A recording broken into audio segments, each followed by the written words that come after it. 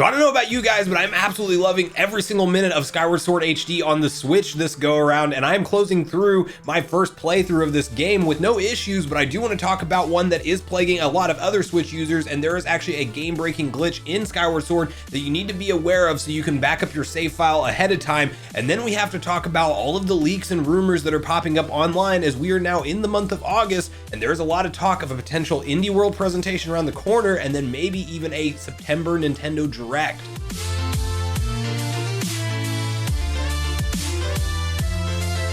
What's up, Nation? If it's your first time on the channel, make sure you join Sunbro Nation by subscribing below, hit the like button on this video if you enjoy it today, and make sure you turn on your bell notification icon so you're kept up to date with all the newest gaming news. As I mentioned, guys, we're talking about a couple different stories today. The first of which I want to start off with is a game-breaking glitch that has actually been uncovered in Skyward Sword HD on the Switch, and it does appear that this was an issue back on the original Wii version, and firmware updates and patches were not as easy to do back in the day, so Nintendo actually had a manual process that you could go to update the game to get around this, but it does appear that it lives in the Switch today, as there has been a Reddit user that basically put out a video clip of him in the Landroom Mine, where you get into a room that once you go in there, you are basically locked in that room until you can push a block to get up to the next room that is connecting you in that dungeon. And it does appear that there is a glitch that can cause that block to not be able to move in the correct layout, and you can then go nowhere in the game. So if you play like I do, I only have one save file, and I have the autosave feature enabled as well, so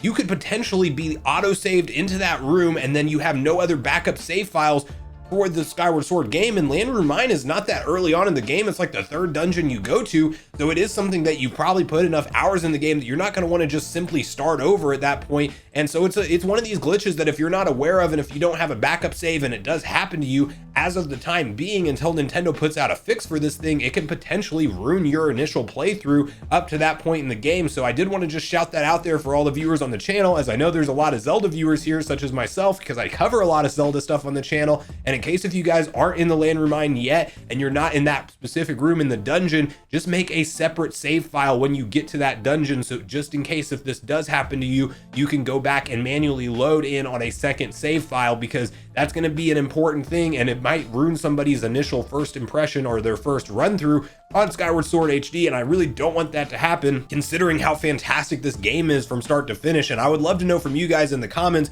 if you've run into that issue, or if you've known anybody who's run into that issue, and then really also what your initial experience is with this game, and whether it's your first time or second time playing through it, and if you played the original on the Wii versus now the Switch release. Because for me, as I mentioned already, I absolutely love this game, and this is one that if you've watched any of my previous videos, you know that the initial Wii version I was not the biggest fan of, and I do find myself now using button controls more. And initially I was a little bit turned off by the fact that motion was the only option on the Wii, and so it really took me out of the experience. And I am absolutely loving every minute of this with button controls, and I still play with motion in the Joy-Cons from time to time and enjoy that as well. I just don't want to have a full 30-40 hour plus run be forced to be motion only. So I'm personally a huge fan of this game, but it is unfortunate that as of right now, you could potentially get stuck in the Landroom Mine room where you can't push that block any further. And so again, just, word to the wise is back up your save file when you get to that dungeon, so you don't have to worry about this until hopefully Nintendo can just easily patch and fix this, as now the Nintendo Switch is an online console, not like it was on the Wii where you could connect to the internet, but there wasn't really things like DLC coming into the game. Now they can easily patch this out, and hopefully it does happen sooner rather than later. But leave me your experiences in the comments down below on Skyward Sword HD so far. And then the next thing we're talking about today is the ongoing rumors and leaks that are appearing online, and really just information at this point that is pointing to Nintendo most likely holding some kind of presentation. Now, there's two different routes this could go. This could just be simply an Indie World presentation, but the thing about Indie World presentations is they're almost always followed by a Nintendo Direct. And I do think that if we get an Indie World presentation in the month of August, especially towards the end of August, that is more or less guaranteeing that we are going to see a September Direct presentation from Nintendo themselves, as that's really what makes sense if you think about it from a business perspective, and even just from a developer perspective. You want to show off all your titles right before the holiday season ramps up, and the end of September and into October is when everybody realizes that Christmas is around the corner and that people start really doing their holiday shopping last minute. And so that definitely kicks off the biggest season for retail and gaming, and everything explodes in the holiday season. So there's a lot of reason to already speculate that we'll probably will see an Indie World Direct, and we probably will see a Nintendo Direct. But some of the pieces of information that are pointing to this more now than ever is that there was recently a server update that took place on Nintendo's eShop when it comes to Axiom Verge 2, and that is a game that was originally unveiled at a Nintendo Indie World Direct, but we have not seen any new information on, and it is going to launch on the Switch. And normally when Nintendo does like some background server updates for games like this, it means that they're about to drop, and it could be something like a shadow drop at a Indie World or at a Nintendo Direct in September. It could also just mean they're getting ready to shadow drop it on Twitter and say, you know, maybe they just tweet out a trailer and say, hey, pick this game up today or pick this game up in a week from now. There's really no telling for sure, but there's definitely work being done on the server on this game that has not really had another go round as far as media and marketing push, and this could be a clear indication that we're getting ready to get some updates. We also have like Hollow Knight Silksong that really needs some love and attention in the spotlight. We know it's getting close to release. I would absolutely think that that would be a perfect game for a show closer for something like an Indie World Direct, or you could even maybe argue that that could be featured, you know, maybe frontline and center and open up something like a Nintendo mainline Direct. So all that stuff remains to be seen. But then in addition to that Axiom Verge information, there is also a game by the name of World War Z that is actually being updated for a fall release for the Nintendo Switch, and this is being ported over from the PS4 and Xbox One consoles. And it was a game that was kind of surprising to see on the Switch, as the graphical fidelity of this game does look very good and high end, and we haven't seen any kind of footage or gameplay. But Saber Interactive has actually updated a release timeline for this game, and they are slating that it will be a fall window, which of course again could align with something like an announcement from something like a mainline Nintendo Direct. And I just think this is all kind of like a situation where we get more and more information that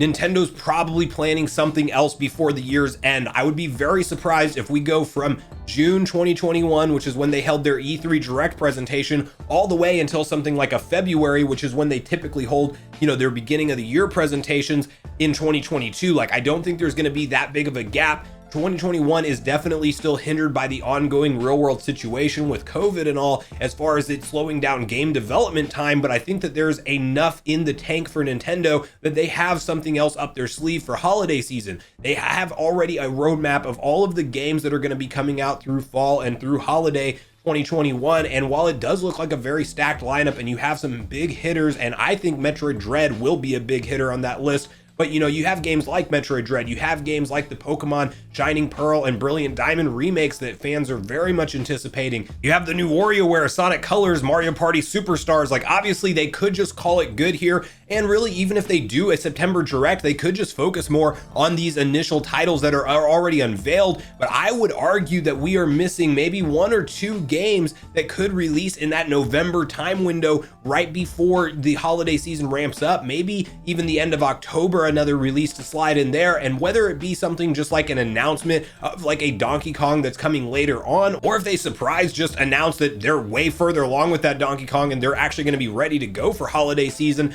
that could be another Switch system seller. As remember, Nintendo is launching a revision to the Switch with the OLED model, and while a lot of fans aren't super excited for it because it's definitely only targets the handheld portion of the audience, and if you play in dock mode, there's really not a ton of reason for you to pick up, if any reason at all, you could argue. But you know, I think Nintendo's going to want to position that with a best in class software library as they can, because you know, they're gonna want to sell as many of those new units at the $350 price tag as they can and drive in that additional revenue for the company. So again, it's just going to be one of those things that I think that this is where there's smoke, there's fire. We will be around the corner for most likely an Indie World presentation and then a September Direct, as historically that is just what Nintendo does, with the exception of 2020 being kind of the Mario themed Direct and not a full mainline Direct. But that's obviously the first year that we went through that pandemic, and I do think that all the previous years tell a pretty clear story that Nintendo will be holding a September Nintendo Direct. But at this point in the video, guys, I want to know all your thoughts and opinions